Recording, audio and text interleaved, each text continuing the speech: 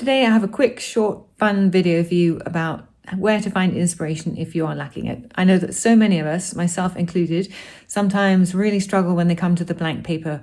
What am I going to paint? What am I going to draw? Is it going to come out right? Is it going to be a complete disaster? So this is a little exercise that you can do just to kind of let go of all that stuff and not worry about it. As you'll see, what I do is no big deal, but it's just two things that sparked my imagination when I was out in the world, as opposed to in my flat.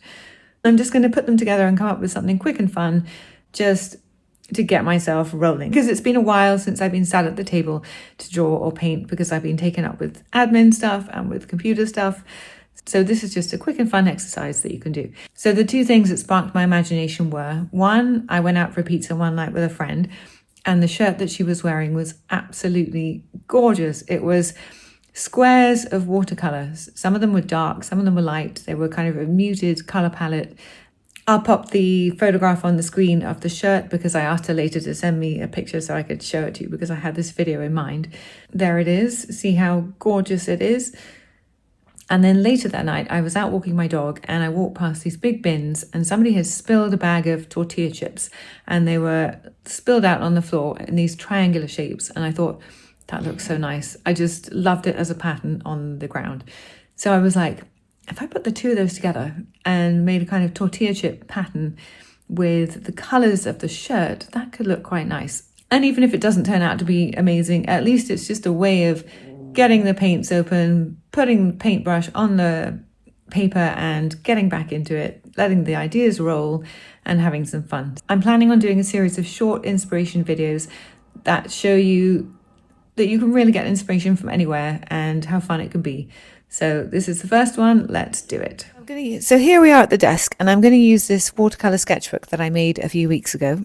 If you want to see the video of how I made it, I will link it at the end of this video. I'm going to dive in half the way down, around about here, I think, because it's still that thing of intimidation. I don't want to go on the front page because I haven't used that yet, and that just feels too much. So we'll go halfway in the middle of the book, and then if I make a mess, it doesn't matter. It doesn't even matter if I make a mess on the front page, but somehow that just feels a bit too intimidating. So I'm going to pop up the tortilla picture on the screen, and then I'm just going to, because I haven't got a massive sheet of paper, I'm just going to mark out where these triangles are going to go. So I'll put one up here.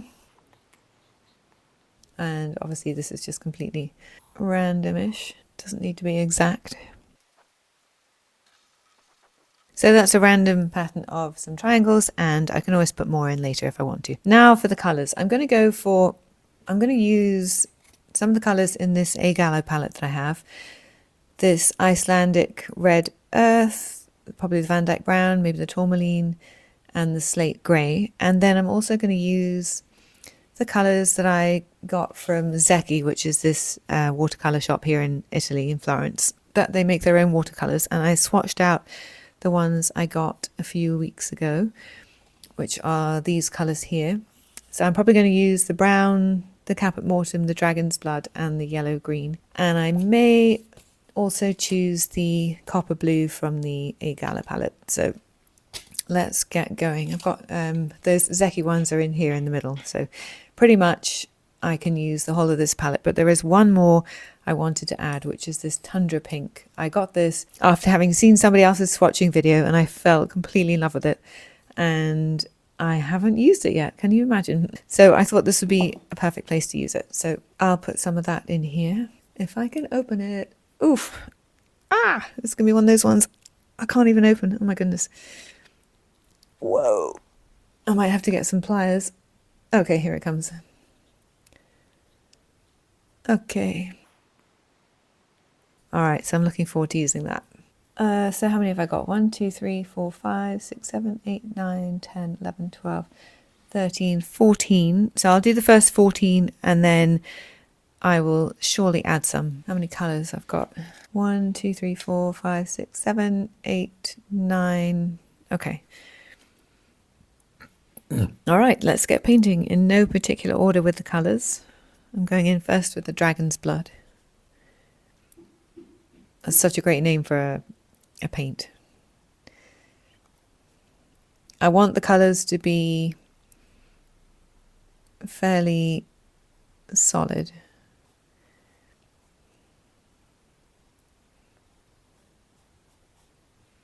The paper in this book is, half of the book was made with Arches paper and the rest was a Fabriano 300 gram cotton watercolour cold press.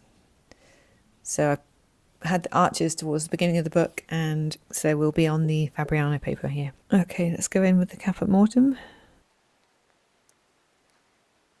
This is the Castle Earth. Go over here.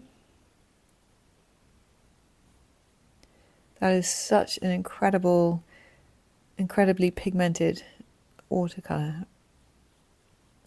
I love it. I'm using it much thicker, more like gouache, but it's just spectacular. Okay, now I want to go in with the slate grey, which is really quite pale. I have to really dig in there. Let's go up here. Sometimes it's just really fun to play with colours and colour palettes and shapes and not worry about creating a picture or anything that needs to look like anything, but just to really enjoy oneself. And that's what this is all about. This one is Van Dyke Brown. That again is quite, I was going to say it's quite pale, but then I just managed to get some colour out of it. Nice. Let's put the yellow green somewhere. I feel like that should go here. I'm going to go in with the tourmaline and I'll put it here. And now it's going to be the Tundra Pink. I'm really looking forward to this one. So let's activate that one. I'll put it next to the Caput Mortuum. I'll do a more solid one and then one with a bit more water. Put one over here. Hopefully it's got enough space in that tiny area to granulate. I'll put another tourmaline up here. I need another dragon's blood. Let's do an Icelandic red. I haven't done that one yet. Put that one in here. Yeah, that's quite pale as well. To see if I can get any more on the brush. So I might go for one copper blue, because she did have a touch of blue in her shirt.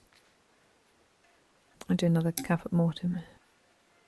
So that is my super quick tortilla chip pattern. I'm really enjoying it. I feel like I might add some more though. That was just a casual scatter by the bin, but I think I'm going to add some more because why not? Okay, I'm going to put a couple more yellow ones in.